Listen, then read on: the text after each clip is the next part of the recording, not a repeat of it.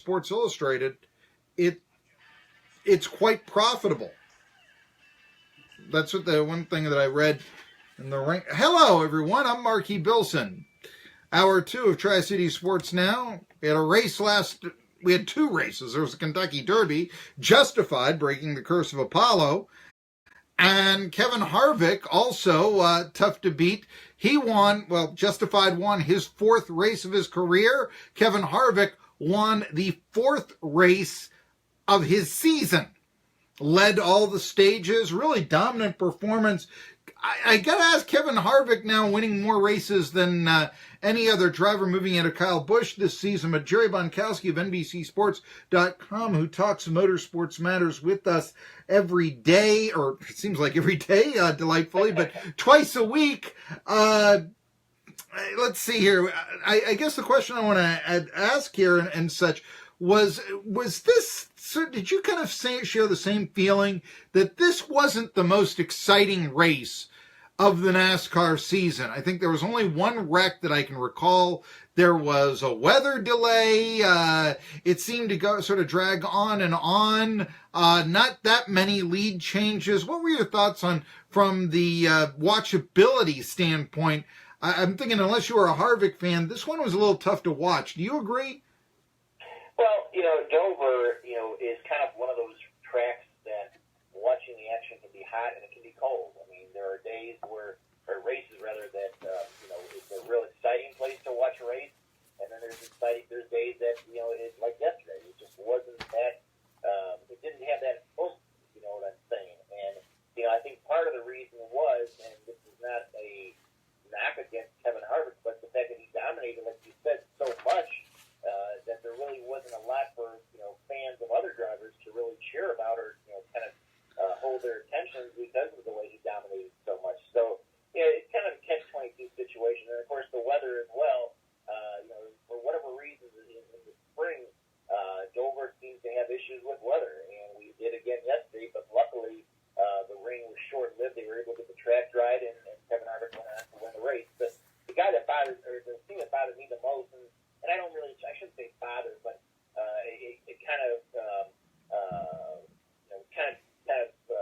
was a downer, if you will, for me, Marky, is that Clint Boyer was in the lead when the rain came, and I thought for sure that he would have gotten the win, and instead his teammate got it. So, that's kind of the way I kind of sum up how yesterday went. Yeah, I mean, Stuart Haas, again, proving to be one of the most competitive team, I think, this season.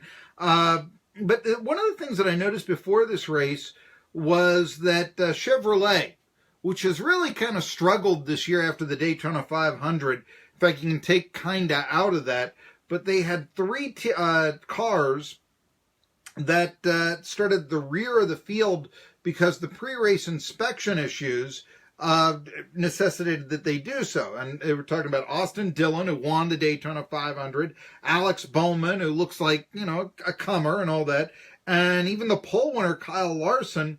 I was going to see if you could kind of explain this a little bit. I know that there's the field inspection, but Dillon's car, for instance, had a non-compliant splitter. And I wanted to find, I know what a spoiler is. What can you tell us about a splitter? How does that affect a race car? Can you tell me here, Jerry Bonkowski? Yeah, that's the front end, or the front part of the front end, kind of the lower area of the front, if you want to call it a bumper for that, lack of a better word. The thing that I don't understand, though, is the rules are pretty clear-cut, and, there's not really a lot of wiggle room for splitters, for cars, in the Cup Series. And when, you get penalized for a non-compliant splitter, I don't know if they were trying to,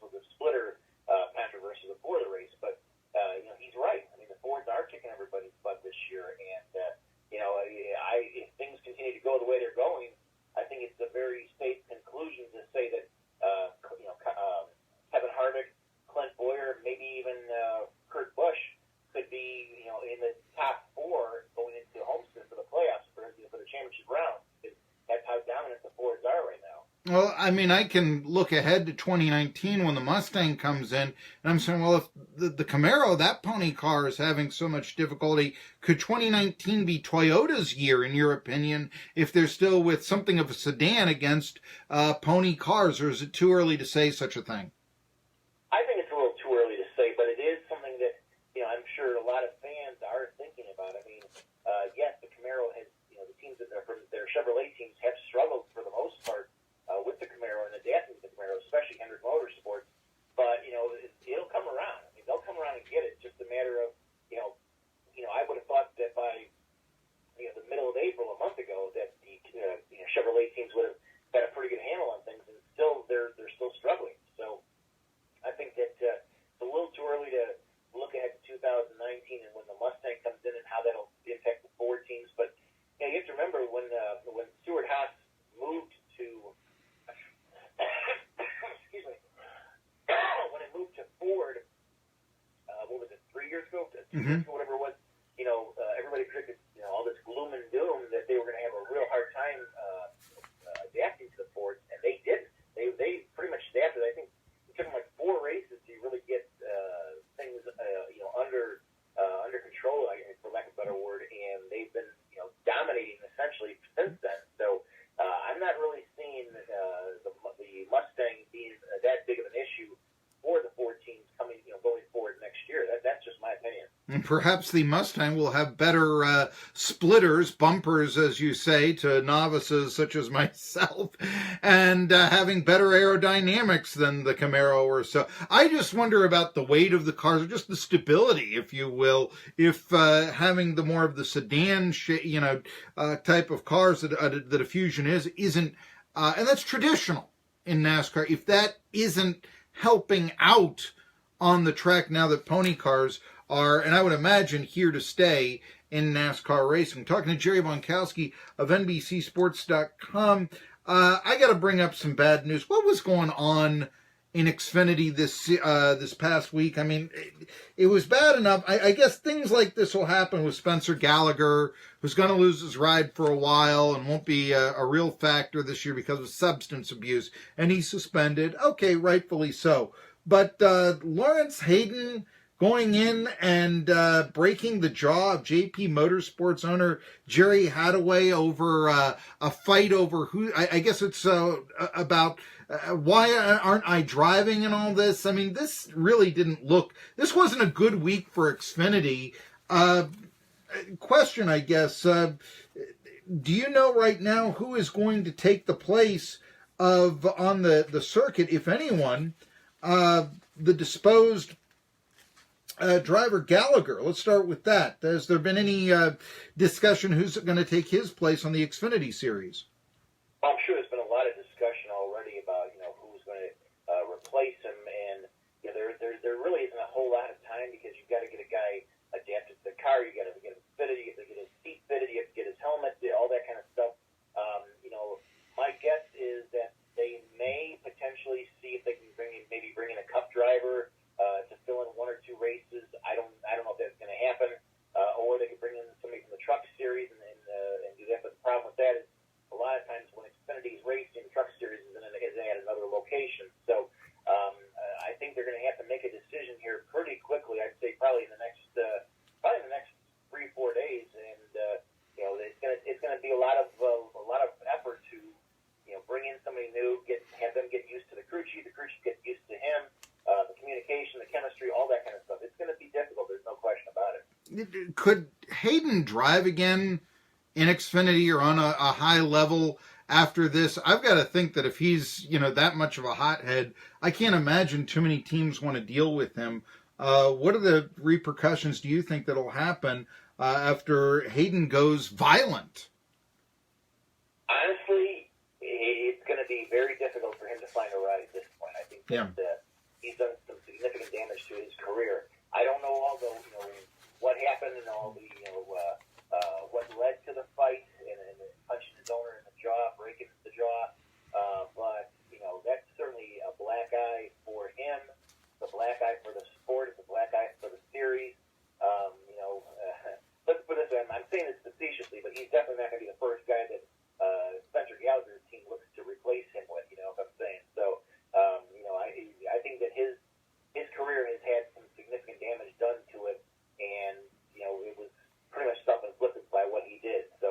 Yeah.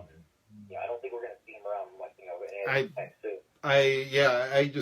To me, that's like, this isn't you're 15 years old on the schoolyard trying to, in some misguided way prove your oncoming manhood or something. Right. I mean, this is absurd. I just, I couldn't believe it when I read that, actually. Well, I guess I could believe it, but I was very surprised and such. Hey, I want to talk a little bit about Harvick, who's become the driver of the year, at least for the time being in NASCAR. We've had this conversation, but I read in the Associated Press story about the race this morning, and they were talking about, here's Harvick and Busch, these veteran drivers, and NASCAR wants to have the young guns and such.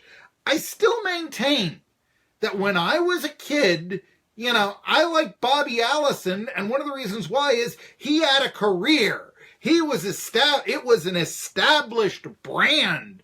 Why can't Harvick? It's not like I understand the new have to come in, and the popularity of Chase Elliott. But do you really think, and I know I'm asking an old question here, that Harvick and Busch are bad things for the sport? I think they're actually good things for the sport. People that, you're familiar with instead of a Johnny-come-lately. What are your thoughts here? Well, I agree with you. I think that they're definitely kind of the backbone, if you will, of the sport. They and guys like Jimmy Johnson and Matt Kent just coming back. Those guys, they're the backbone of the sport. They're the established names, the ones that have the most and largest fan bases. The young guys,